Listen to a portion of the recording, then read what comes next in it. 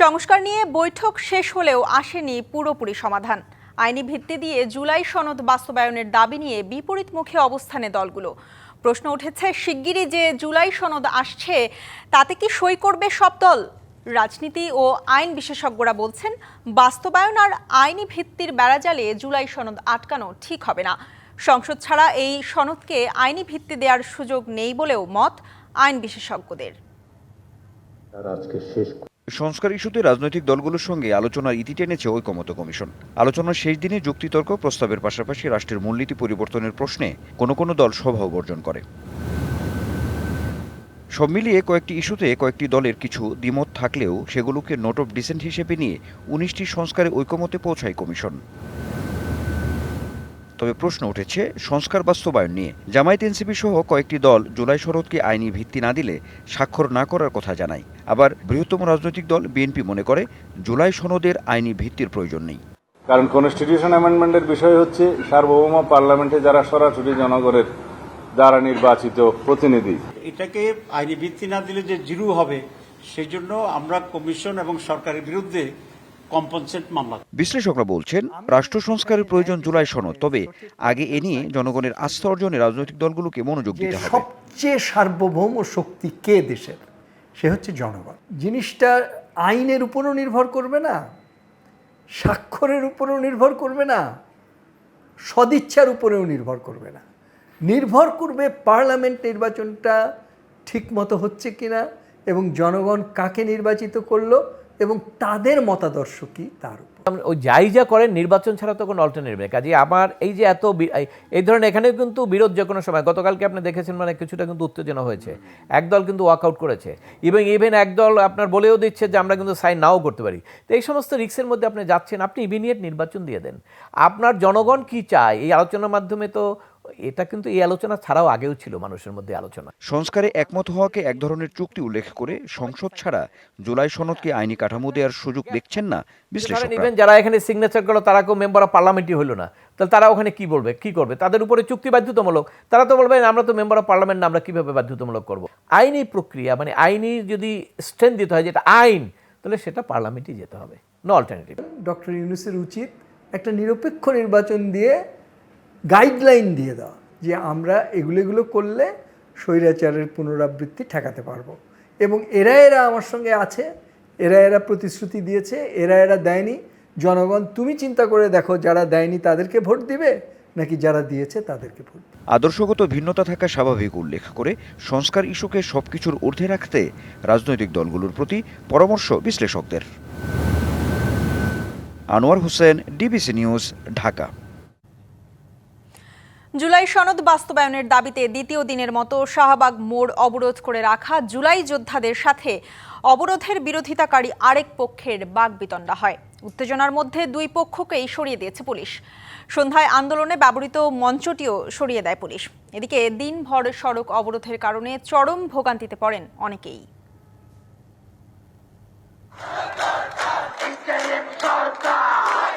বৃহস্পতিবার থেকে জুলাই যোদ্ধা পরিচয়ে জুলাই সনদ বাস্তবায়নের দাবিতে শাহবাগ মোড় অবরোধ করে রাখে একটি পক্ষ।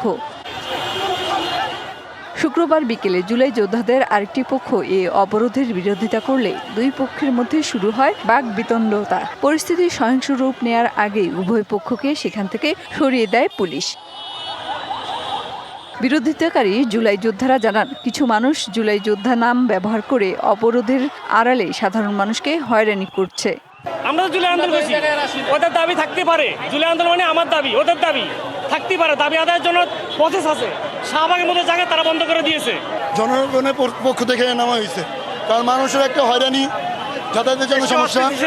জনদুর্ভোগ এড়াতে ও যান চলাচল স্বাভাবিক করতেই আন্দোলনকারীদের ছত্রভঙ্গ করে দেয়া হয়েছে বলে জানায় পুলিশ। শাহবাগের মতো একটা মোড়ে এরা অবস্থান নিয়ে সাধারণ জনগণের বিরুদ্ধে অবস্থান নিয়েছে, যাকে তাকে আওয়ামী লীগ ট্যাগ দিচ্ছে। এটা এদের মান সম্মান নষ্ট হচ্ছে। এর আগে অবরোধের দ্বিতীয় দিন শুক্রবার বেলা 11টা থেকে শাহবাগ মোড়ে স্লোগান দিতে থাকেন আন্দোলনকারীরা। বৃষ্টি উপেক্ষা করে অস্থায়ী মঞ্চ থেকে একে একে বক্তব্য রাখেন নেতারা। বক্তব্য শেষে শহীদ পরিবার ও আহতদের অংশগ্রহণে সড়কে জুমার নামাজ আদায় করেন তারা। তবে মূল সড়কে চারদিকে ব্যারিকেড দেয়ায় জনদুর্ভোগে পড়েন পথচারীরা। আমরা এই যে রাস্তাঘাটে চলাচল করতে পারতেছি না, গাড়ি যানজট সমস্যা হচ্ছে। আর আমি কিছু পাচ্ছি না, আমি শাহবাগ ব্লক করে বসে থাকলাম, কিন্তু পাবলিকের যে কি হচ্ছে সেটা আসলে আমার সেন্সেই নাই। আমরা নাগরিক হিসাবে ওনাদের যে দাবি দেওয়া এগুলো মান্য নেওয়া উচিত। নগরবাসীর অনুরোধ, আন্দোলনের নামে গুরুত্বপূর্ণ মোড় অবরোধ করে যেন সাধারণ মানুষকে কষ্টে না ফেলা হয়। মিহির মনি, ডিবিসি নিউজ, ঢাকা। রাজনৈতিকভাবে আওয়ামী লীগকে নিশ্চিহ্ন করা গেলেই কেবল ফ্যাসিবাদ থেকে পুরোপুরি মুক্তি মিলবে।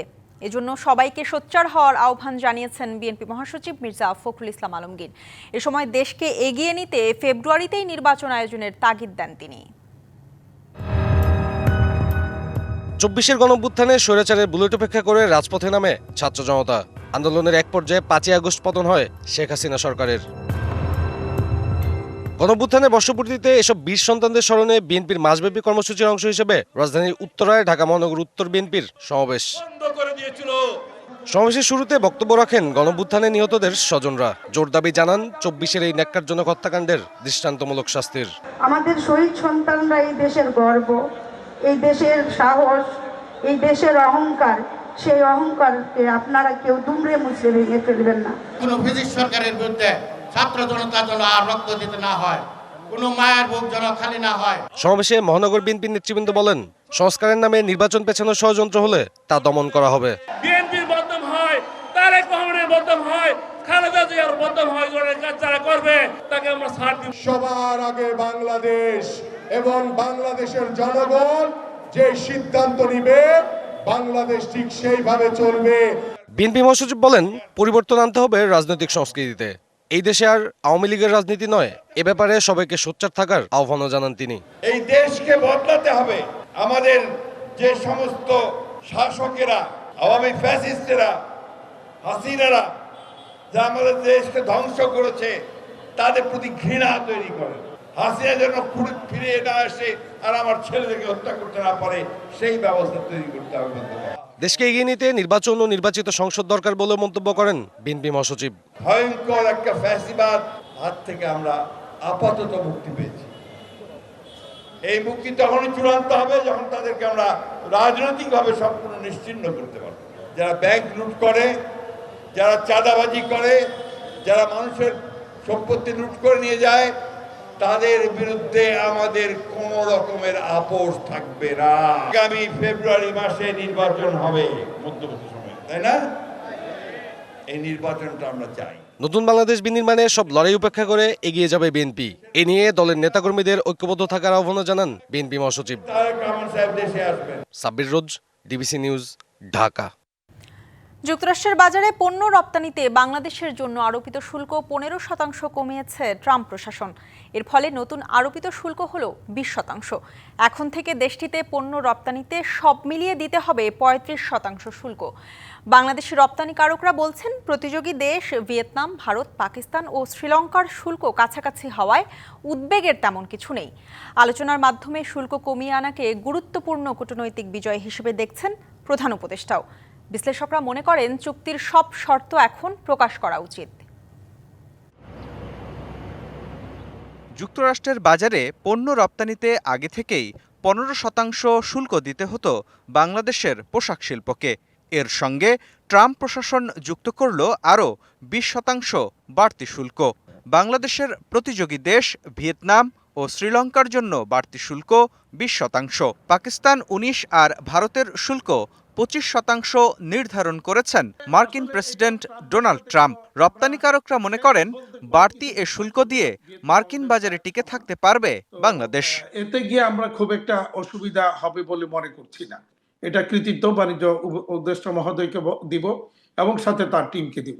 আবারও আমি সতর্ক করব আমাদের রপ্তানিকারকদেরকে, কোনোভাবেই বায়ারদের আনইথিক্যালি তারা যেটা এখান থেকে কিছু আমাদের উপর চাপিয়ে দেওয়ার চেষ্টা করবে, সেটা যেন কোনোভাবেই তারা অ্যাকসেপ্ট না করে, সেখানে যেন তাদের সেই ফাঁদে যেন পা না দেয়। ব্যবসায়ীদের মতে, চীনের সঙ্গে ট্রাম্প প্রশাসনের বৈরিতা বাংলাদেশের জন্য সম্ভাবনার দ্বার উন্মোচন করতে পারে, কিন্তু সেজন্য ব্যবসায়ীদের পাশাপাশি সরকারকে আরও বাণিজ্য সহায়ক ভূমিকা পালন করতে হবে। কিছু সুবিধা যদি সরকার সহযোগী হলে যুক্তরাষ্ট্রের বাজারে পাটজাত পণ্য, খাদ্যপণ্য সহ বিকল্প পণ্যের রপ্তানি আরও বাড়ানো সম্ভব বলেও মনে করেন ব্যবসায়ীরা। চায়নার অফলোড আমি যদি নিতে পারি, আমার জন্য এটা বিরাট সম্ভাবনার ব্যাপার, এবং এই ক্যাপাসিটি কিন্তু আমার দেবার মতো মোটামুটি আছে। ইন্ডাস্ট্রি এক্সপানশনের জন্য কিছু সুবিধা যদি সরকার অপার্থিভাবে দেওয়ার জায়গা করে দেন, নিশ্চয়ই আমি আরো নতুন করে বাজার এখানে তৈরি করতে পারবো। এদিকে গণমাধ্যমে পাঠানো বিবৃতিতে প্রধান উপদেষ্টা জানান,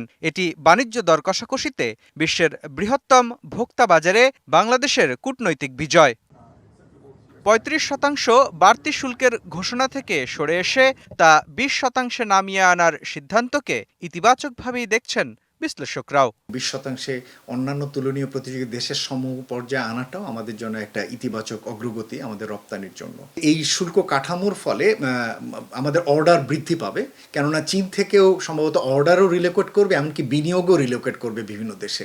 বাংলাদেশ সম্ভবত সেই সুবিধাটিও এক্ষেত্রে পাবে বলে আমাদের কাছে অনুমান। সরকার কি শর্তে শুল্ক ২০% নামিয়ে আনলো তা এখন জনসম্মুখে প্রকাশ করা উচিত বলেও মনে করেন এই গবেষক। পূর্ণাঙ্গ শুল্কের বিষয়টি এখনো পরিষ্কার নয়। মুস্তাফা মাহবুব, ডিবিসি নিউজ, ঢাকা। বিভিন্ন দেশের ওপর নতুন করে আমদানি শুল্ক নির্ধারণ করেছেন মার্কিন প্রেসিডেন্ট ডোনাল্ড ট্রাম্প। ৬৯টি দেশ ও বাণিজ্য অংশীদারের পণ্যের ওপর শুল্ক আরোপ করা হয়েছে ১০ থেকে ৪১% পর্যন্ত। কানাডায় ৩৫% শুল্ক কার্যকর হচ্ছে শুক্রবারই। বাকি দেশগুলোর পণ্যে নতুন শুল্ক বসবে ৭ই আগস্ট থেকে। চলতি বছরের ২রা এপ্রিল বাণিজ্য ঘাটতির কথা উল্লেখ করে বিশ্বের বিভিন্ন দেশের ওপর উচ্চ হারে শুল্ক আরোপ করেন মার্কিন প্রেসিডেন্ট ডোনাল্ড ট্রাম্প। আর এতে তুমুল উদ্বেগ উৎকণ্ঠা ছড়িয়ে পড়ে বিশ্বজুড়ে। পরে ৯ই এপ্রিল কয়েকটি দেশের ওপর ওই শুল্ক ৩ মাসের জন্য স্থগিত করা হয়। এ নিয়ে বাণিজ্য চুক্তি করতে ৩১শে জুলাই পর্যন্ত সুযোগ দেয় যুক্তরাষ্ট্র।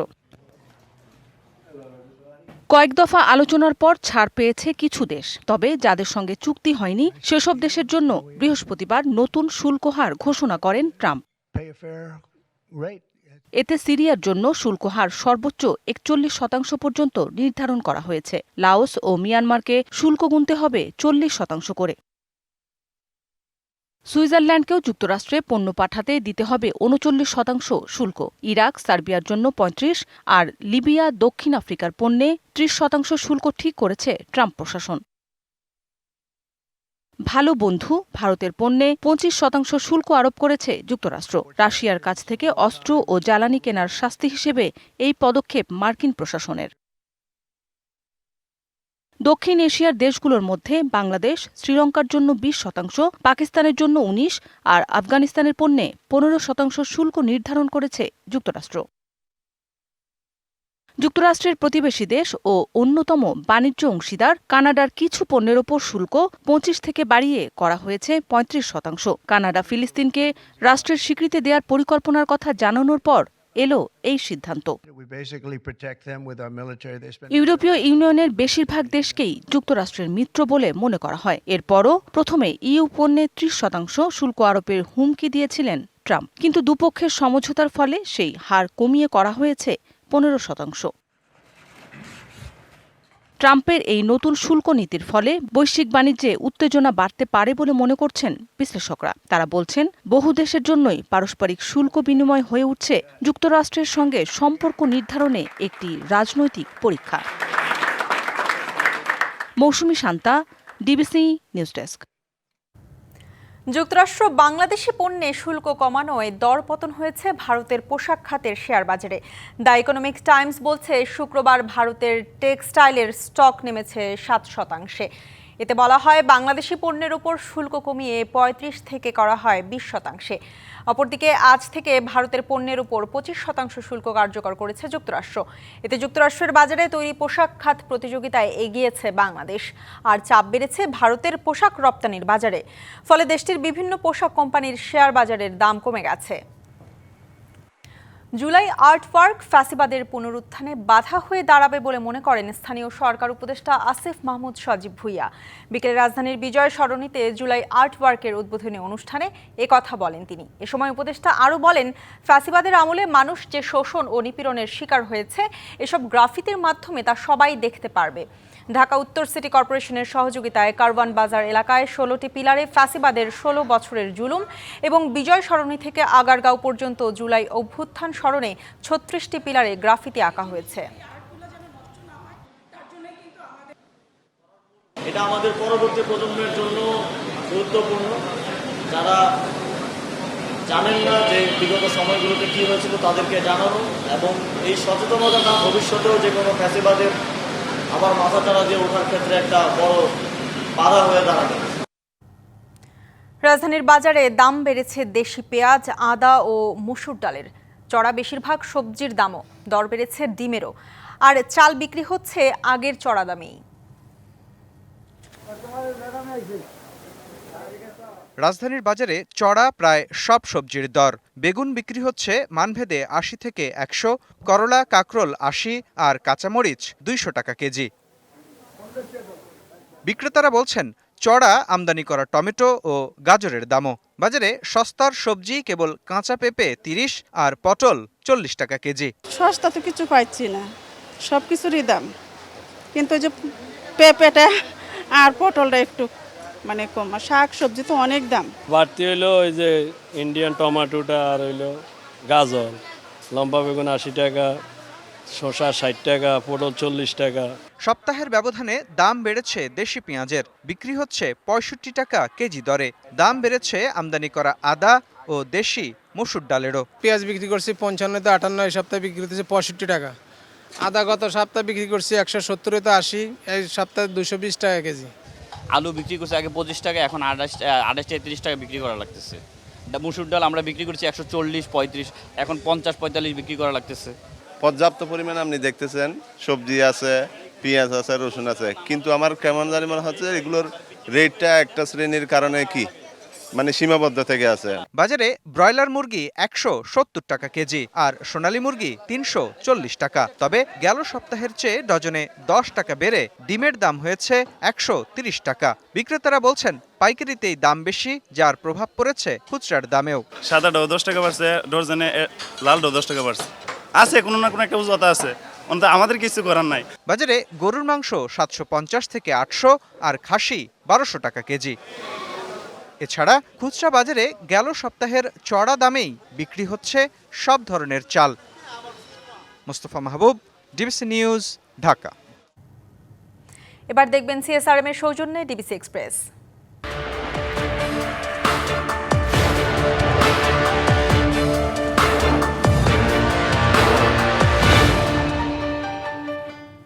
জেলায় জেলায় সংকট সমস্যা, তা থেকে উত্তরণের চ্যালেঞ্জ আর সম্ভাবনার কথা তুলে ধরতে চলছে ডিবিসি এক্সপ্রেস। বিশেষ এই আয়োজনে মতামত থাকছে তৃণমূল থেকে শুরু করে নীতি নির্ধারকদের। ডিবিসি এক্সপ্রেস আজ সারাদিন আছে ভোলা জেলায়। সিএসআরএম নিবেদিত ডিবিসি নিউজের বিশেষ আয়োজন ডিবিসি এক্সপ্রেস। জেলায় জেলায় সমস্যা সংকট, তা থেকে উত্তরণের চ্যালেঞ্জ সহ আমরা নানা বিষয় তুলে ধরি। আজ আমরা রয়েছি ভোলা জেলায়। এলাকার সাধারণ মানুষের কথা আমরা তুলে ধরেছি। আমরা এই মুহূর্তে যুক্ত হব ভোলা জেলা প্রশাসকের সাথে, জেনে নেব যে আপনাদের এই ভোলা জেলায় সবচেয়ে কাঙ্ক্ষিত হচ্ছে স্বপ্নের যে সেতুটি, এটি বিষয়ে জনগণ যেভাবে আশ্বাস পাচ্ছে, হওয়ার কথা শোনা যাচ্ছে, আপনাদের কাছে কি তথ্য রয়েছে? ধন্যবাদ। আমি আপনাদেরকে এটি আশ্বস্ত করতে চাই, দীর্ঘ প্রতীক্ষার পর আমাদের ভোলা বরিশাল সেতুটি হতে যাচ্ছে, লাহারার থেকে আমাদের ভেদুরিয়া পর্যন্ত। আরেকটি বিষয় আছে, এখানে গ্যাস সম্পদ আমাদের প্রায় এখনও পর্যন্ত 2.3 ট্রিলিয়ন ঘনফুট গ্যাস আমাদের সংরক্ষণ আছে বলে আমাদের ইঞ্জিনিয়াররা বলেছেন। আমার ধারণা যে এখানে আরও অনেক গ্যাস কূপ পাওয়া যাবে এবং এই গ্যাসের পরিমাণটা আরও বাড়বে। প্রতিটি উপজেলায় বা প্রতিটি ঘরে ভোলার যারা রয়েছেন তারা কি গ্যাস পেতে পারেন কিনা, ঢাকায় যেহেতু এখানেই উৎপাদন হচ্ছে? হ্যাঁ, আমরা ভোলাবাসী এখানে একটি দাবি আছে যে প্রতি ঘরে ঘরে গ্যাস দেওয়ার জন্য। সেটি সরকারের সিদ্ধান্ত। আমরা দেখব যে সামনে যদি সরকার বাসাবাড়িতে গ্যাস সংযোগ দেয় তাহলে ভোলা অবশ্যই অগ্রাধিকার পাবে। ভোলা একটি দ্বীপ জেলা, ভোলা খাল সহ অনেক জায়গাতেই নদী ভাঙন হচ্ছে, সেখানে বালুর বস্তা দিয়ে সেটি প্রতিরোধের চেষ্টা করা হচ্ছে, কিন্তু ব্লক ছাড়া কি এটি আসলে টিকে রাখা যাবে কিনা? এই জেলা পুরাটা বাঁধ দিয়ে ঘেরা আছে। এখানে আমাদের মাটির বাঁধ আছে এবং সাথে সাথে 99 কিলোমিটার আমাদের ব্লকের বাঁধও আছে। তো সম্পূর্ণ ব্লক বাঁধ তৈরি করা গেলে পরিপূর্ণভাবে এটি আসলে আমাদের প্রোটেকশনের আওতায় আসবে। আমরা সরকারকে এই বিষয়টি জানাবো। আপনাদের জেলার স্বাস্থ্য ব্যবস্থা নিয়ে অনেক অভিযোগ রয়েছে। একদম গুরুতর রোগী অসুস্থ হলে সিটি স্ক্যান করা যাচ্ছে না। এটি শুধু ভোলা জেলায় না, বরিশালের 6টি জেলায় আমরা এভাবে দেখেছি। যে আসলে এই যন্ত্রপাতিগুলো কি একটা জেলা পর্যায়ে থাকা উচিত কিনা এবং আপনারা এগুলো নিয়ে কোনো কাজ করার পরিকল্পনা রয়েছে কিনা? আপনাকে ধন্যবাদ। আপনারা আগেই জানেন যে আমরা আসলে মূল ভূখণ্ড থেকে বিচ্ছিন্ন একটি জেলা। এইখানে যে 250 শয্যা বিশিষ্ট হাসপাতাল আছে, এখানে অনেক ইকুইপমেন্টসের অভাব আছে, বিশেষ করে ডাক্তারের তো অভাব রয়েছে। এখানে 1/3 ডাক্তার কর্মরত আছে, বাকি ডাক্তার নাই প্রায় তাদের তথ্য মতে। এবং প্রতিদিন অসংখ্য রোগী আসে আমাদের কাছে। সেই যে ডাক্তার আছে সেইটা দিয়ে আমরা চিকিৎসা দেওয়ার চেষ্টা করতেছি। আর চিকিৎসা বা যে উপকরণের কথা বলছেন, সিটি স্ক্যান বা অন্যান্য অত্যাধুনিক যে চিকিৎসা ব্যবস্থা যেটি আছে সেটি আসলে সরকারের সিদ্ধান্তের বিষয়। আমরা আমাদের প্রয়োজনীয় চাহিদার কথা সরকারকে বলবো। সময় এবং সুযোগ মতো যখন তারা সিদ্ধান্ত নেবে সেই বিষয়ে আমার মনে হয় যে এটা প্রতিষ্ঠিত হতে পারে। ধন্যবাদ আপনাকে আমাদের সাথে যুক্ত থাকার জন্য। ডিবিসি এক্সপ্রেস আজ এ পর্যন্তই। রাজধানীর পূর্বাচলে হয়ে গেল বৈষ্টমী রক ফেস্ট। এতে KHN নির্বাসন, ওয়ারসাইটের মতো রক ব্যান্ডগুলোর পাশাপাশি অংশ নেন পথিক নবী ও তার ব্যান্ড।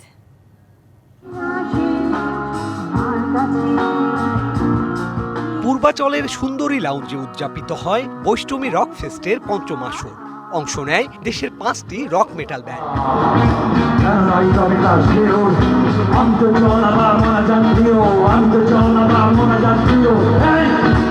গানে গানে উন্মাদনা ছড়ান মেটাল জায়ান্ট KHN এর রক উইং এর সদস্যরা। KHN এর সাদা কালো, সুরঞ্জনা, জিগালোর মতো গানগুলো মুগ্ধ করে শ্রোতাদের।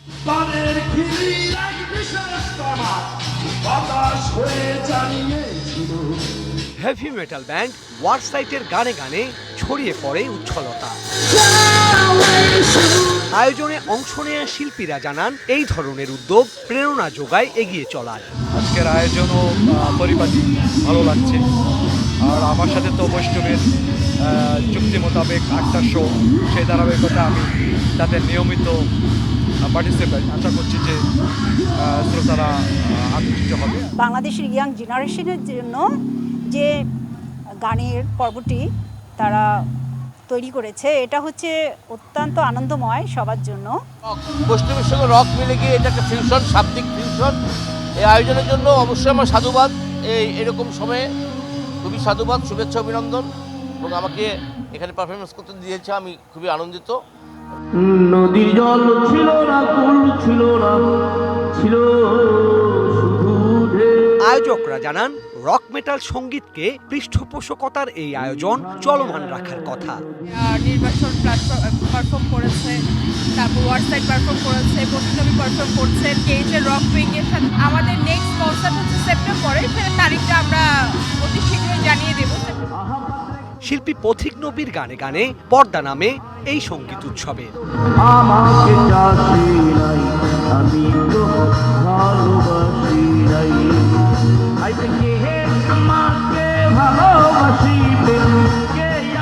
Sourav Appa, DBC news, Dhaka. DBC সংবাদে এই ছিল এখনকার মতো। ডিবিসি নিউজের সংবাদগুলো পড়তে ভিজিট করুন dbcnews.tv আর ভিজিট করুন ডিবিসি নিউজের ফেসবুক পেজ এবং ইউটিউব চ্যানেল। ডিবিসির সঙ্গেই থাকুন।